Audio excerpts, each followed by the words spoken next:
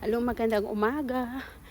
Ang buhay dito ngayon sa Germany ay lalong humirap kasi nagtaasan lahat ng mga bayarin, pati yung mga pagkain. Ang presyo ay naging triple na. Kaya kailangan talagang kumayod.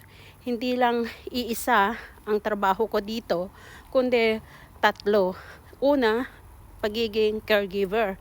Tapos pangalawa, yung aking mini job. Itong mini job na to, registered din ito pero hindi kami nagbabayad ng tax kasi meron kaming tinatawag na mini job na hanggang 560 a month ang pwede mong sahurin ng walang tax o tax free. So meron akong mini job at yung pagiging content creator ko, awa ng Diyos, kumikita na rin kahit papaano. Kaya yun, kasi kung isang trabaho mo lang dito at isang beses ka lang sumahod sa isang buwan, talagang kakapusin ka.